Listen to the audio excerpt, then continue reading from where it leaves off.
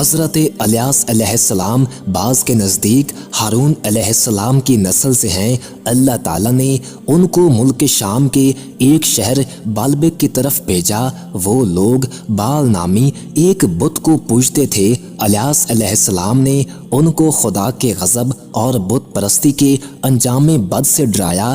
قوم الیاس فلسطین کے مغربی وسطی علاقہ سامرا میں آباد تھی اور وہیں بال کی پوجا کرتی تھی۔ حضرت الیاس علیہ السلام نے اسرائیل کے بادشاہ اخیب اور اس کی رعایا کو بال نامی بت کی پرستش کرنے سے روکا اور انہیں توحید کی دعوت دی، مگر ایک دو افراد کے سوا کسی نے آپ علیہ السلام کی بات نہیں مانی، بلکہ آپ علیہ السلام کو طرح طرح سے پریشان کرنے لگے، یہاں تک کہ اخیب اور اس کی بیوی ایزابیل نے آپ علیہ السلام کو شہید کرنے کے بھی منصوبے بنائے، جس پر آپ علیہ السلام نے ایک دور افتادہ غار میں پناہ لی اور عرصہ دراز تک وہیں مقیم رہے۔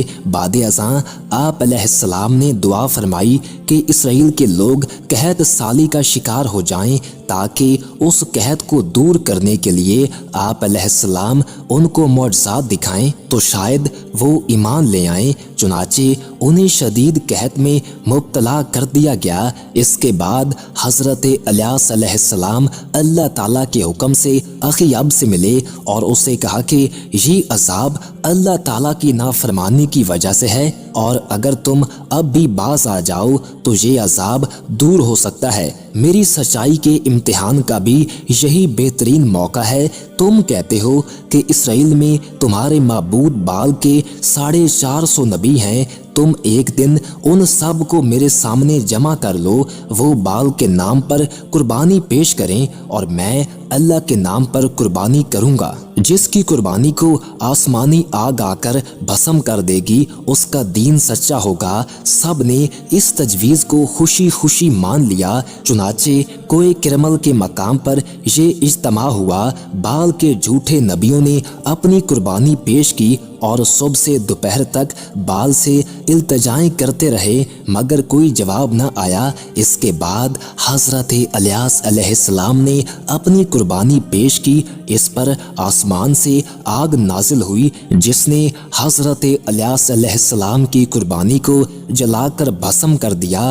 یہ دیکھ کر بہت سے لوگ سجدے میں گر گئے، کیونکہ ان پر حق واضح ہو گیا تھا، لیکن بال کے جھوٹے نبی اب بھی نہ مانے۔ اسی طرح بادشاہ کی بیوی ایزابیل بھی حضرت الیاس علیہ السلام پر ایمان لانے کی بجائے الٹا ان کی جان کی دشمن ہو گئی۔ حضرت الیاس علیہ السلام کو اس کے عزائم کا پتہ چلا تو آپ علیہ السلام روپوش ہو گئے اور کچھ عرصے بعد بنی اسرائیل کے دوسرے ملک یہودیہ میں تبلیغ شروع کر دی، کیونکہ رفتہ رفتہ بال پرستی کی وبا وہاں بھی پھیل چکی تھی۔